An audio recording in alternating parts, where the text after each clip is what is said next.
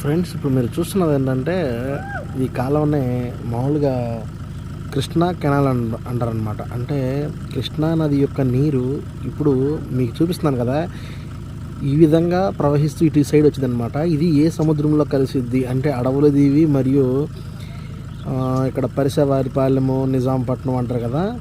So అటు side ఈ కాలువ అనేది కలిసిద్ది అనమాట. అది ఎలా కలిసిద్ది ఏంటి అన్నది నేను మీకు కరెక్ట్గా పెడతాను.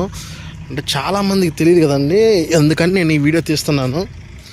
చూడండి ఎలా వచ్చింది ఏంటన్నది. మన సైడ్ కాలంలో తొందరగా పడవలు తిరగవు, కానీ ఇక్కడ అంటే చూసుకోండి దగ్గర నుంచి వచ్చేసాను పడవలు.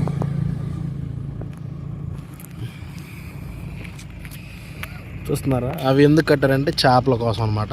అదే చేపలు పెట్టే మావులు ఏది అంటారు అవన్నమాట యాక్చువల్లీ.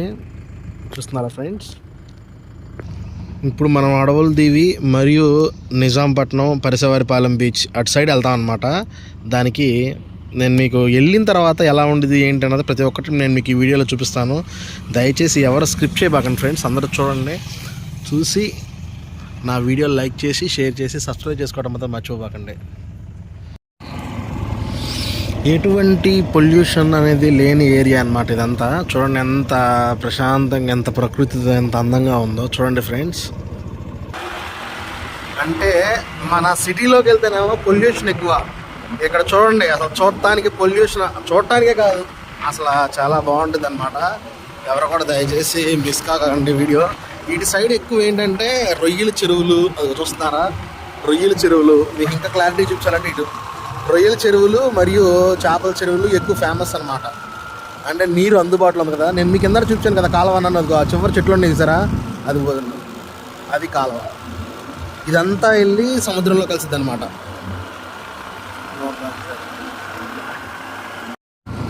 ఫ్రెండ్స్, నేను మీకు ఇందాక చూపించాను కదా ఇలా కాలువ, ఇలా కృష్ణా కాలువ ఇలా సముద్రంలో కలిసిద్ది అన్నాను కదా.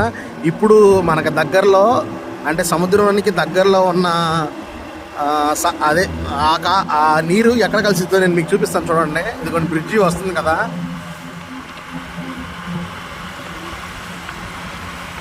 ఇది చూడండి ఎగ్జాక్ట్గా ఇక్కడ కలిసిద్ది అనమాట.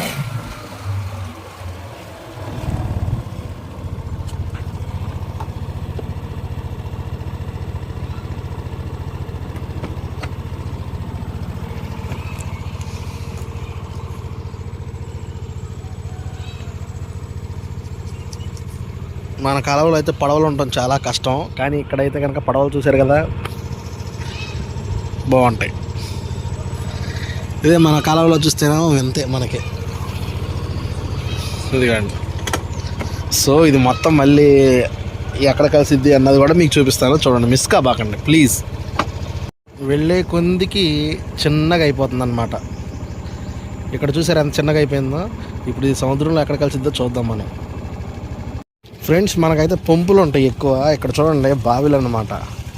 ఇదిగోండి, ఎప్పుడో చిన్నప్పుడు చూశాను, మళ్ళీ ఇప్పుడు చూస్తున్నాను. ఈ బావిలో పెద్ద తాబేలు కూడా ఉంది, పెద్ద తాంబేలు ఉంది.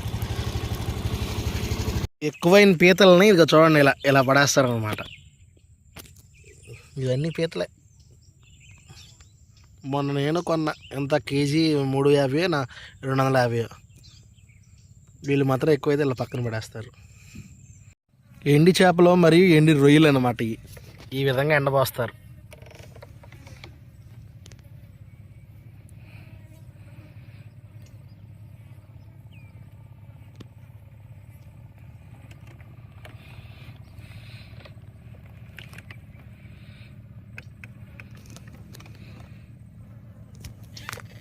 ఫ్రెండ్స్, కనుచూపు మేరలో ఎక్కడ కూడా మనకి ఇక ఇల్లు అలాంటివి ఏం కనిపించవు. ఇదంతా ఏంటంటే ఇక సముద్రపు ఏరియా అనమాట. ఇక్కడ చేపలు చూడండి కింద దగ్గర దగ్గర ఎంత క్లారిటీ కనబడుతున్నాయో. నేను వస్తున్నాను పక్క పోయినాయి.